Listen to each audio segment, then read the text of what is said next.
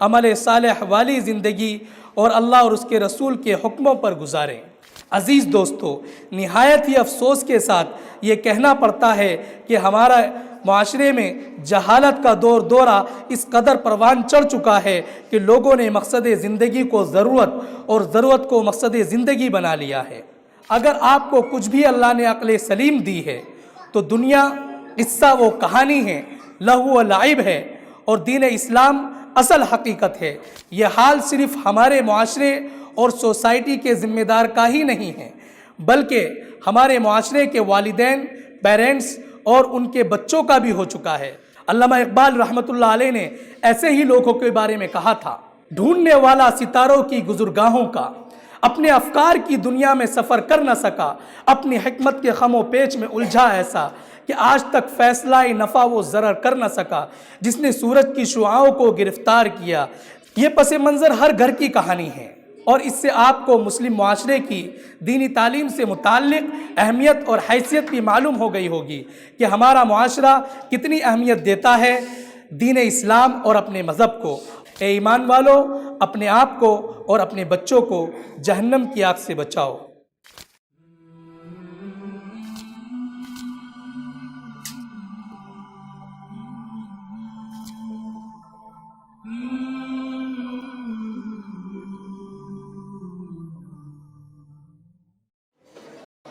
الحمد لله نحمده ونستعينه ونستغفره ونؤمن به ونتوكل عليه ونعوذ بالله من شرور أنفسنا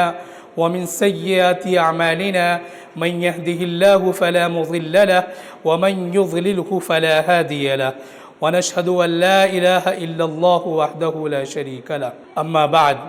فأعوذ بالله من الشيطان الرجيم، بسم اللہ الرحمن الرحیم، قل هل يستوي الذین يعلمون والذین لا يعلمون، کہہ دیجئے کیا اہل علم اور غیر اہل علم برابر ہو سکتے ہیں؟ اکیڈمی کے گزشتہ 5 سالہ تجربے کی روشنی میں چند معاملات جو مجھے دیکھنے اور سمجھنے کو ملے ہیں وہ بڑے دلچسپ اور حیرت انگیز اور نہایت ہی افسوسناک ہیں۔ ظاہر ہے ہماری اور آپ کی اکیڈمی طلبہ و طالبات، اساتذہ و استانیہ نیز چند خدام و اسٹاف کا مجموعہ ہے۔ شب و روز ہمارا واسطہ اٹھنا بیٹھنا، سیکھنا سکھانا مذکورہ طبقے کے ساتھ ہی ہوتا ہے۔ جہاں طلبہ و طالبات کو تعلیم و تعلم کے تعلق سے ان کی خدمت کرتے ہیں، وہیں بہت کچھ بلکہ سب کچھ طلبہ و طالبات سے ہمیں بھی سیکھنے کو ملتا ہے۔ چنانچہ وہ ایسے تلخ و ناگفتہ بہ تجربات و نظریات نیز عبارات دے کر جاتے ہیں جس کے نتیجے میں بہت کچھ تاریخ یاد دلا دیتی ہے اور قبض و بسط کی کیفیت سے دوچار ہونا پڑتا ہے۔ بسا اوقات منفیات و دیگر ناقابل بیان خیالات و افکار کی طرف دل مائل ہونے لگتا ہے۔ دل چاہتا ہے کہ سب کچھ چھوڑ کر زندگی تنہائیوں کے گوشے میں گزاری جائے اور کہیں دور جا کر زندگی الگ تھلگ کر لی جائے۔ اس ناقدری دنیا کی طرف نہ تو رخ کیا جائے اور نہ ہی التفات کیا جائے، بس ایک گمنامی زندگی کا آغاز کیا جائے جس سے علم دین اور عمل صالح کی ناقدری کرنے والے لوگوں سے زندگی دور ہو جائے۔ لیکن پھر دوسری طرف اللہ اور اس کے رسول کے احکام گھیر لیتے ہیں۔ زندگی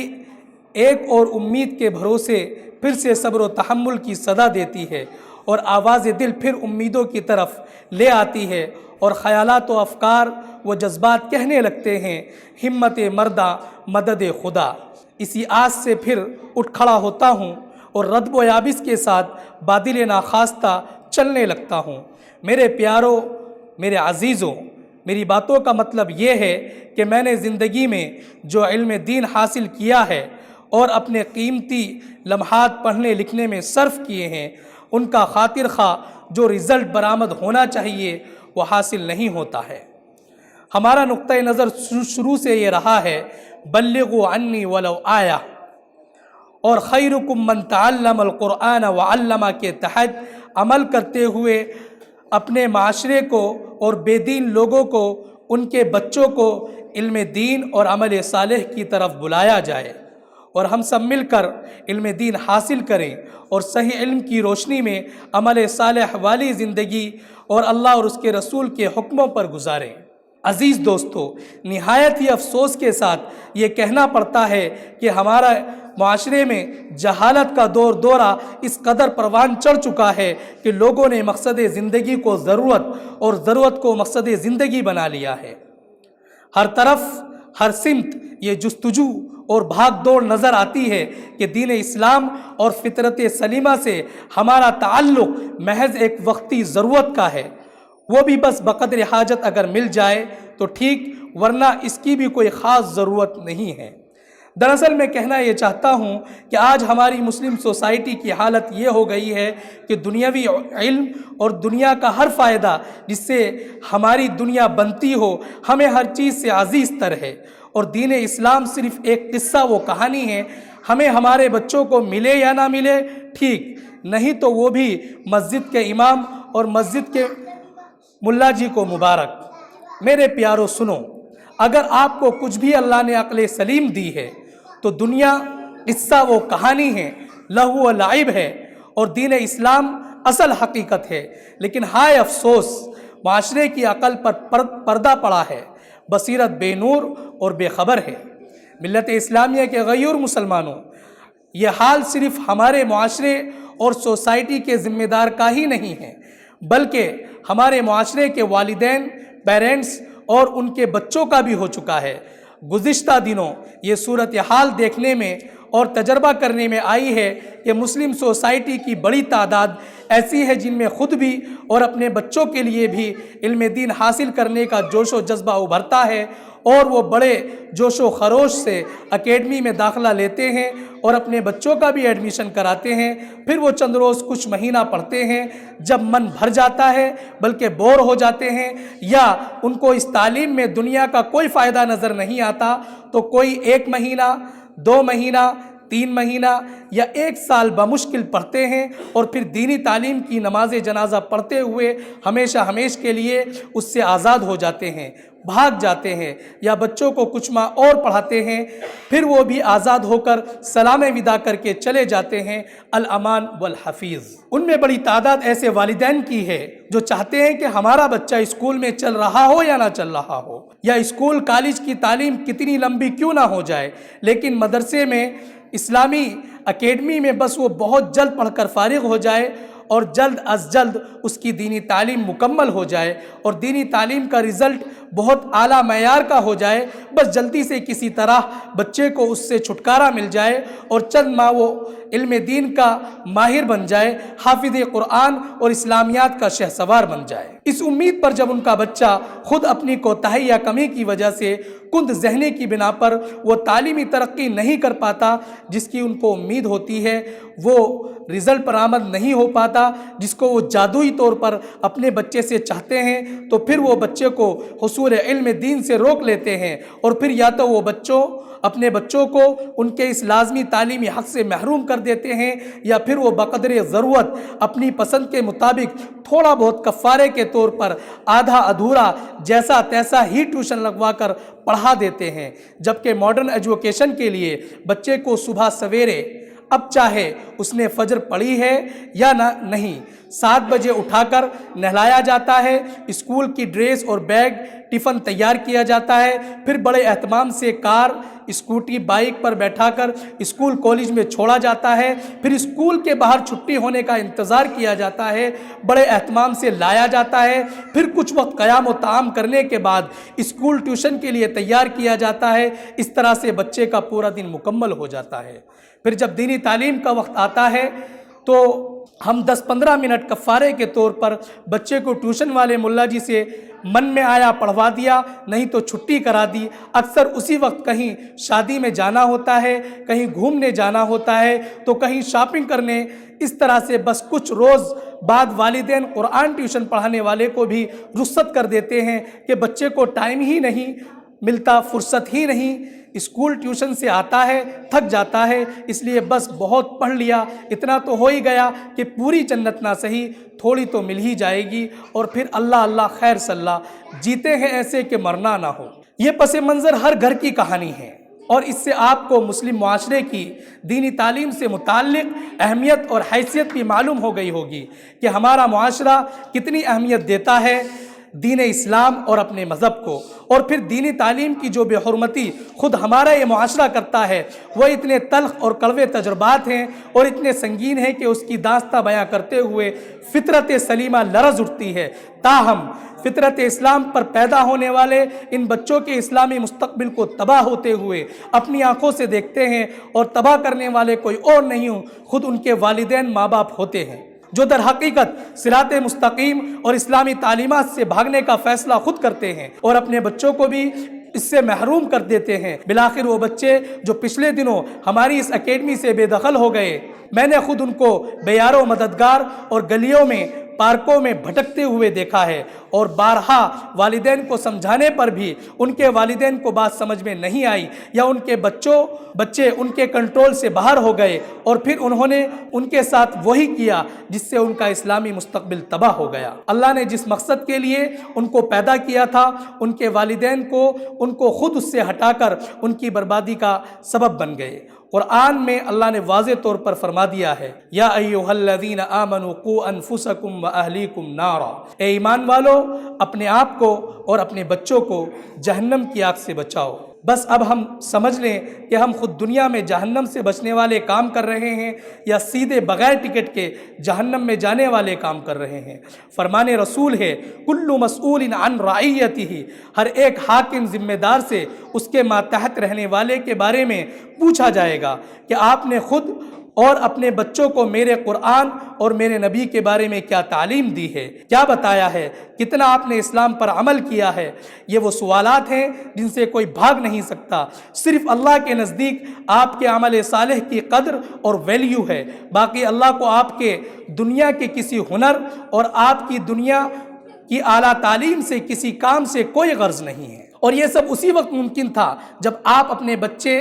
پر اور اپنے اوپر علم دین اسلامی تعلیم کو حاصل کرنے پر پوری زندگی صرف کر دیتے۔ اسی وقت عمل صالح اور اللہ اور اس کے رسول کے فرمان پر عمل کرنا ممکن ہوتا۔ تو آخر کیا وجہ ہے کہ ہم اس سچ اور حقیقت سے دور ہو گئے ہیں؟ اس کی بہت سی وجوہات ہیں۔ دنیا کی محبت اور اس کی تعلیم کی محبت ہمارے دل و دماغ میں ایسی رچ بس گئی ہے کہ ہم نے دین کی ضرورت کو نہ تو محسوس کیا ہے، اور نہ ہی ہم نے خود سیکھنا چاہا، اور نہ ہی اپنی اولاد کے لیے اس کی اشد ضرورت کا شعور ہمارے اندر بیدار ہوا ہے۔ حدیث میں آتا ہے کہ حسین لذیذ چیزوں سے پردہ کر دیا ہے، چھپا دیا ہے، اور جنت کو ناپسندیدہ چیزوں سے اور نہ دکھائی دینے والے فائدوں سے پردہ کر دیا گیا ہے، ڈھانپ دیا گیا ہے، تاکہ پتہ چلے کہ کون دنیا کی شہوات میں مدمست ہو کر جہنم کا حقدار ہوتا ہے، اور کون دنیا کی شہوات اور مزے سے دور ہو کر جنت کا حقدار بنتا ہے۔ اسی کو دوسری حدیث میں ایسے کہا گیا ہے،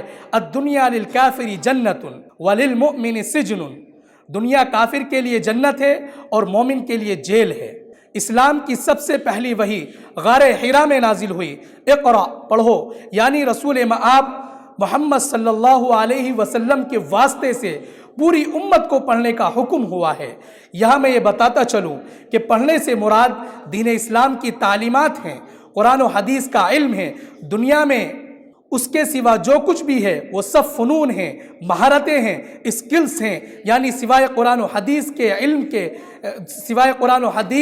کے علم نام کی کوئی چڑیا دنیا میں سرے سے موجود ہی نہیں ہے۔ عالم اور جاننے والا صرف اسی کو کہا جائے گا جس کے پاس علم دین ہوگا۔ اس کے سوا دنیا کا ہر فرد جاہل اور ان پڑھ کے زمرے میں آئے گا، اب چاہے اس نے سائنس میں کتنی ہی ترقی کر لی ہو، ڈاکٹر انجینئر بن گیا ہو، پائلٹ ہو گیا ہو، بڑے سے بڑا ریاضی داں بن گیا ہو، لیکن ان سب کا شمار اہل علم میں نہیں کیا جا سکتا۔ یہ سب اللہ اور اس کے رسول کی نظر میں ان پڑھ اور جاہل ہیں۔ صرف عالم وہی ہے جس کے پاس اللہ اور اس کے رسول کی معرفت کا علم ہو، عمل صالح کا علم ہو، اور وہ علم ہو جس سے خود اپنی پہچان ہو کہ مجھے اس دنیا میں کیوں بھیجا گیا ہے، میرا مقصد حیات کیا ہے، میں کہاں سے آیا ہوں اور مجھے کہاں جانا ہے، میری ابتدا کیا ہے اور میری انتہا کیا ہے۔ 1987 سے پہلے میرا وجود اس دنیا میں نہیں تھا، اب ہے، پھر ایک وقت آئے گا کہ میں خاکستر ہو جاؤں گا، نہ میں رہوں گا نہ میری ذات۔ میں کہاں سے آیا تھا، میں کہاں چلا جاؤں گا،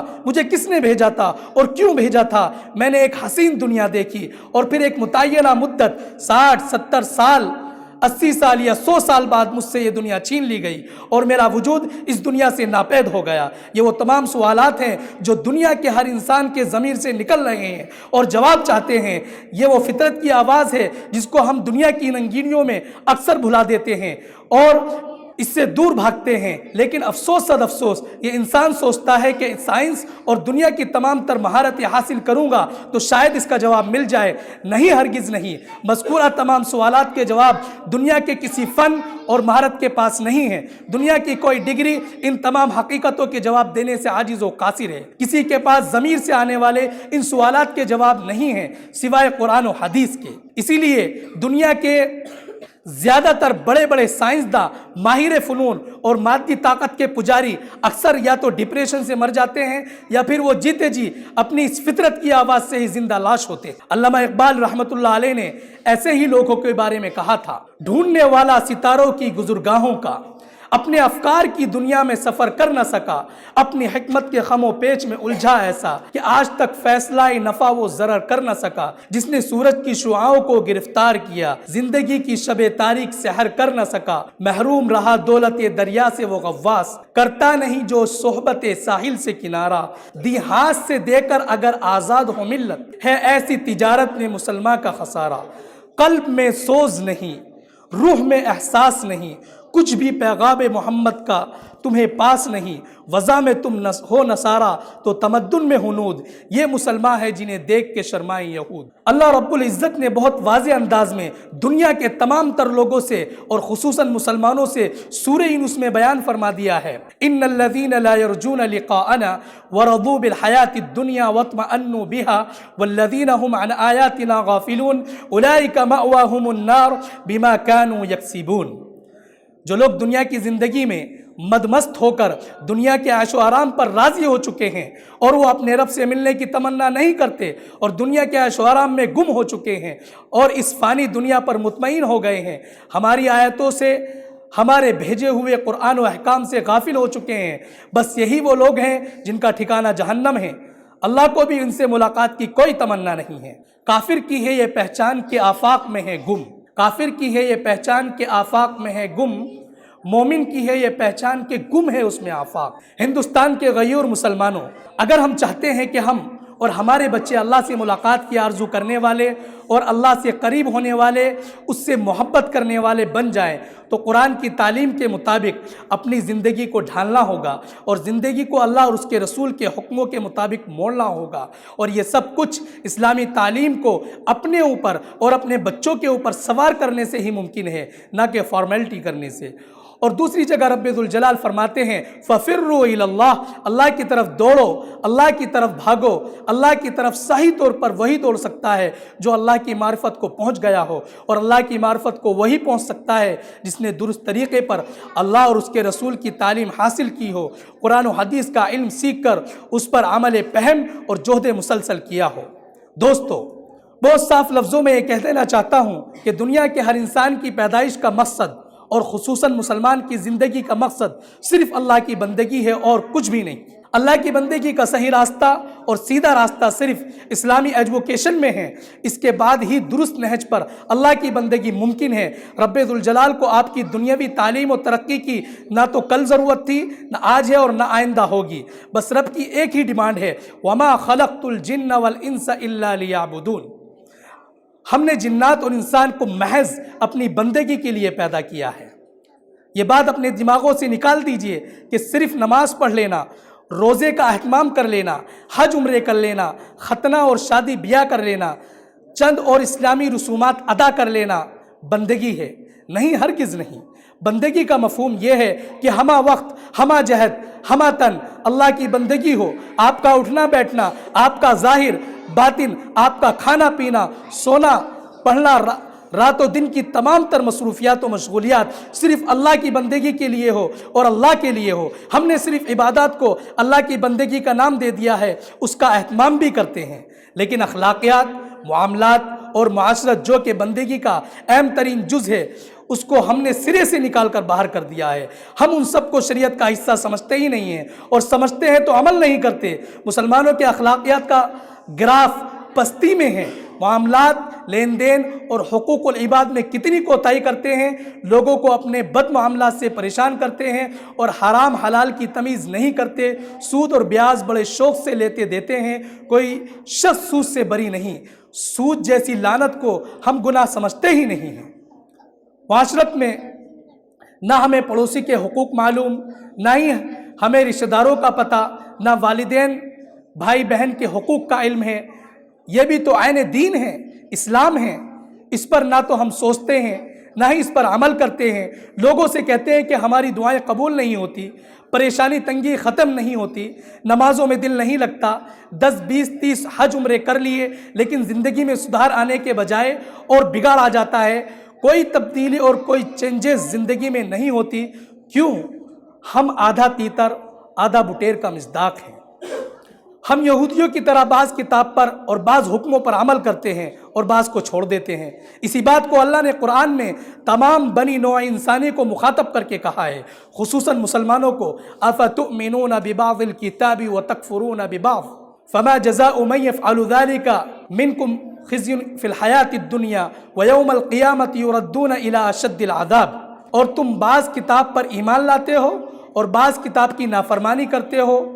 پس جو ایسا کرے گا تو اس کی سزا دنیا میں ذلت اور بدبختی ہے، اور قیامت میں ہم اس کو بہت سخت عذاب دینے والے ہیں۔ میرے دوستو اور عزیزو، اگر ہم چاہتے ہیں کہ ہم اللہ کے عذاب اور اس کے غضب سے محفوظ ہو جائیں اور ہمارے لیے علم دین کا حصول آسان ہو جائے، ہم قرآن و حدیث کے مطابق زندگی گزارنے والے بن جائیں، تو لازمی ہے کہ ہم اور ہمارے بچے علم دین حاصل کریں، کسی صورت بھی علم دین کے حصول سے نہ بھاگیں۔ اور میں یہ نہیں کہتا ہوں کہ آپ اپنے بچوں کو ماڈرن تعلیم سے، عصری علوم سے دور کر دیں، دنیاوی علوم کے ساتھ ساتھ اسلامی ایجوکیشن ان کے لیے لازمی اور ضروری سمجھیں، بلکہ پہلے درجے پر اسلامی تعلیمات کو ترجیح دیں اور دوسرے نمبر پر دنیاوی تعلیم کو رکھیں۔ ہمیشہ یہ فکر رہے کہ بچے کی اسلامی تعلیم ایک لمحے بھی ضائع نہ ہونی چاہیے، دنیاوی تعلیم کے چاہے 100 لمحے ضائع ہو جائیں۔ اگر ایسی نوبت آئے کہ پوری زندگی آپ اپنے بچے کو اسلامی تعلیم کے لیے وقف کر دیں تو کسی صورت اپنے بچے کو اس سے دور نہ رکھیں۔ ہر آن اور ہر ایک لمحہ زندگی کا اسلامی تعلیم اور عمل صالح میں صرف ہو جائے، کسی بھی والدین کے لیے اس سے بڑی دولت اور پونجی اور کچھ نہیں ہے۔ کتنی ہی تکلیفیں آئیں اور کتنا ہی من اچاٹ ہو، کتنے ہی برے حالات ہوں، لیکن بچے کو اسلامی تعلیم سے کسی صورت بھاگنے نہ دیں، بلکہ بچے کے ذہن میں یہ لازمی کر دیں کہ اگر علوم قرآنی کے لیے پوری زندگی پڑھنا پڑے تو زندگی اسی کے نام وقف کر دو۔ فرمان رسول ہے، اطلب العلم من المہدی الی اللحد، ماں کی گود سے قبر تک علم دین حاصل کرو۔ من اراد ان یصبح ابنہ عالما ولا یرى فقرا ابدا، جس کسی شخص نے اپنے بیٹے کو عالم بنانے کا ارادہ کر لیا، یعنی اس کو اسلامی علوم کا ماہر بنانے کا فیصلہ کر لیا، تو وہ شخص کبھی بھی اپنی زندگی غربت اور فقیری میں نہیں دیکھے گا۔ اور کسی شاعر نے کیا ہی خوب کہا ہے، پگھلنا علم کی خاطر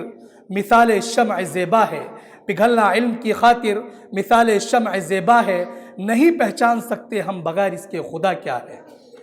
اذا اردت الدنیا فعلیک بالعلم واذا اردت الآخرہ فعلیک بالعلم، اگر آپ دنیا چاہتے ہیں تو علم حاصل کرنا ہوگا، اور اگر آپ آخرت چاہتے ہیں تو بھی علم حاصل کرنا ہوگا۔ وَإِذَا أَرَدتَّهُمَا مَعًا فَعَلَيْكَ بِالْعِلْمِ، اور اگر دنیا و آخرت ایک ساتھ چاہتے ہیں تو پھر بھی علم حاصل کرنا ہوگا۔ وَالْعِلْمُ لَا يُعْطِيكَ بَعْضَهُ إِلَّا إِذَا آتَيْتَهُ كُلَّكَ، اور علم آپ کو اپنا تھوڑا حصہ بھی نہیں دے گا جب تک کہ آپ علم کو اپنا سب کچھ نہ دے دیں۔ فَإِذَا آتَيْتَهُ بَعْضَكَ لَمْ يُعْطِيكَ شَيْئًا، اگر آپ نے علم کے حصول کے لیے کچھ وقت دیا تو علم آپ کو اپنا کچھ بھی نہیں دے گا۔ وَيَظَلُّ الْمَرْءُ عَالِمًا مَا طَلَبَ الْعِلْمِ، اور جو شخص صاحب علم بڑا عالم بننا چاہتا ہے تو وہ برابر علم حاصل کرنے میں مشغول رہے، علم کے حصول سے نہ بھاگے۔ فَإِذَا ظَنَّ أَنَّهُ قَدْ عَلِمَ فَقَدْ جَهِلَ، پس اگر کوئی یہ سمجھے کہ اس کو سب کچھ آ گیا ہے، وہ عالم بن چکا ہے، تو وہ جاہل ہے، ان پڑھ ہے۔ طالب العلم یؤثر الآخرۃ علی الدنیا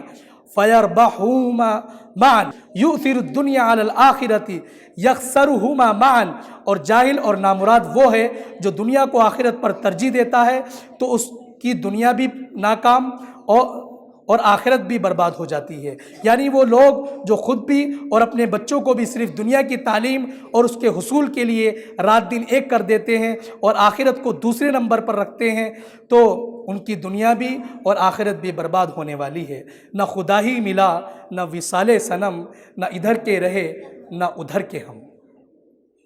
علم کی فضیلت کے تعلق سے ایک عربی شاعر نے بالکل آخری درجے کی بات کہہ ڈالی ہے۔ لیس الجمال باسواب تزیننا ان الجمال جمال العقل والادب، لیس الیتیم الذی قد مات والدہ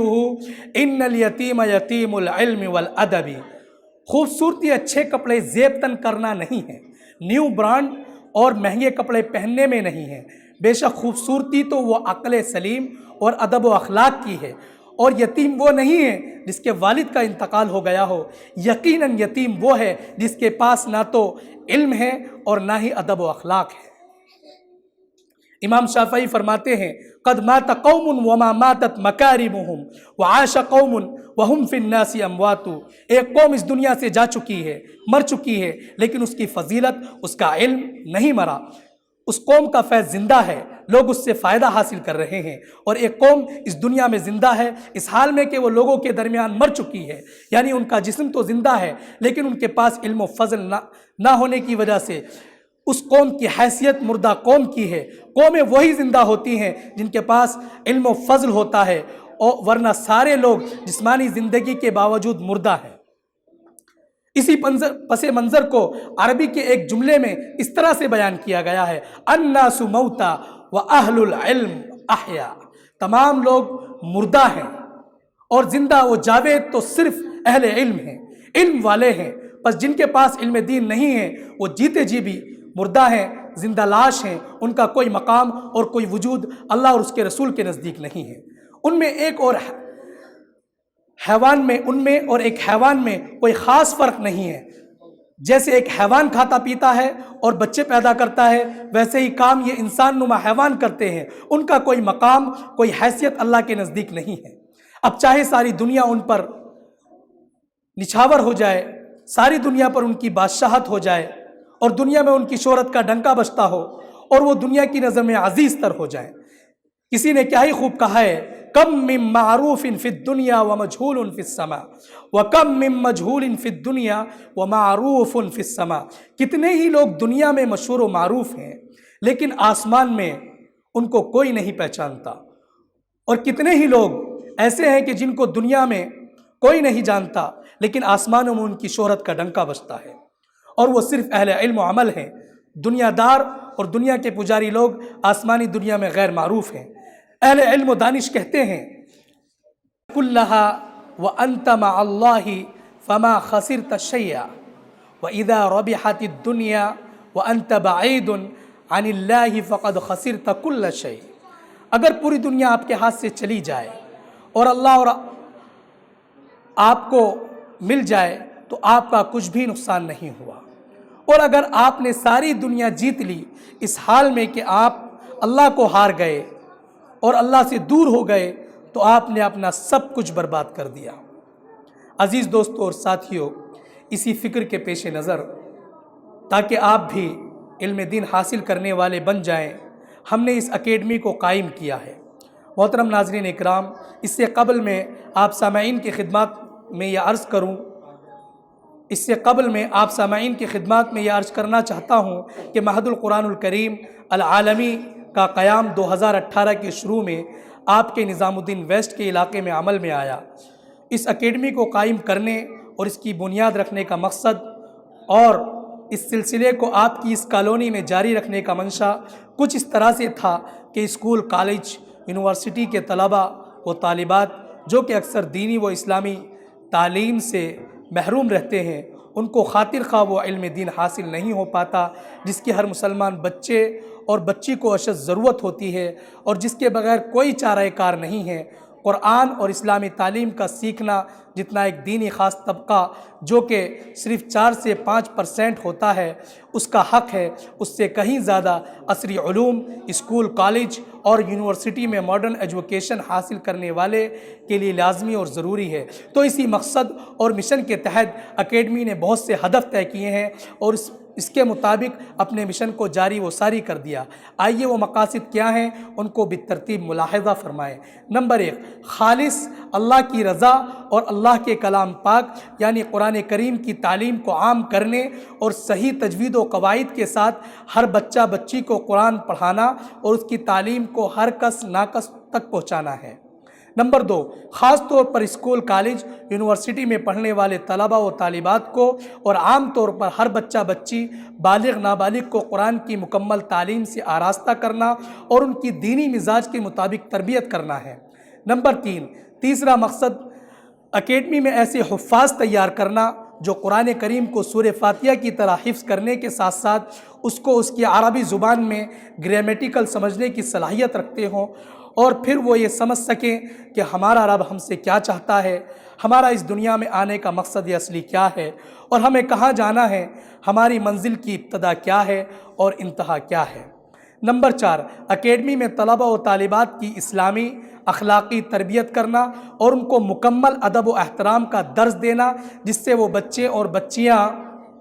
اپنے والدین، اپنے بڑوں اور بزرگوں کا احترام اور ان کے حقوق کے مطابق ان کا حق ادا کر سکے۔ نمبر 5، بچوں کی زندگی کو قرآن و حدیث اور سنت نبوی کے مطابق ڈھالنا اور عملی مشق کرانا ہے۔ نمبر 6، طلباء و طالبات میں خود اعتمادی، صدق نیت، دینی علوم میں مہارت تامہ یعنی کمپلیٹ اسکلز، صوم و صلاۃ کا پابند، ادب و اخلاق اور ہمدردانہ رویہ اور معاشرتی تربیت سکھانا ہے۔ وہ آخرت کی تیاری اور دنیاوی و اخروی زندگی کا فرق سمجھا کر ان کو قرآن و حدیث کی روشنی میں راہ راست کا پتہ دینا۔ نمبر 8، حضور اقدس حضرت محمد صلی اللہ علیہ وسلم اور آپ کے اصحاب کی سیرت پڑھانا اور اس کے مطابق زندگی گزارنے کی تلقین کرنا، نیز درست عقائد و مسائل کا علم دے کر ان کو اس کا عملی پریکٹیکل کرانا اور اس کو صحیح طور پر سمجھانا ہے۔ طلباء و طالبات کو اردو عربی زبان سکھانا تاکہ اس زبان کو سیکھ کر بچے اپنی مادری زبان کو درست طریقے پر بولیں اور چونکہ اس زبان میں ہمارا زیادہ تر اسلامی لٹریچر ہے چنانچہ اس کو سمجھنے اور سمجھانے میں آسانیاں پیدا کرنا تاکہ طلباء و طالبات خود اعتمادی اور مکمل سیلف کانفیڈنس سے اردو عربی کتب کا مطالعہ کر سکیں۔ نمبر 10، آخری مقصد قرآن و حدیث کا علم حاصل کرنے کے بعد اس بات کا شعور پیدا کرنا کہ دنیاوی زندگی میں رہتے ہوئے مقصد زندگی اللہ کے دین کی خدمت، مخلوق خدا کی خدمت کرنا، اپنے رب کے دین کو قائم کرنے اور اس کو اولاً اپنی زندگی میں نافذ کرنے، ثانیاً اپنے حدود اور دائرے کار میں رہتے ہوئے اپنی استطاعت کے بقدر اپنے رشتہ داروں، اپنے علاقے، دوست، احباب اور اسی ترتیب سے ساری دنیا میں اللہ کے دین کو غالب کرنے کی ہر ممکن کوشش کرنا اور اس کو دامے،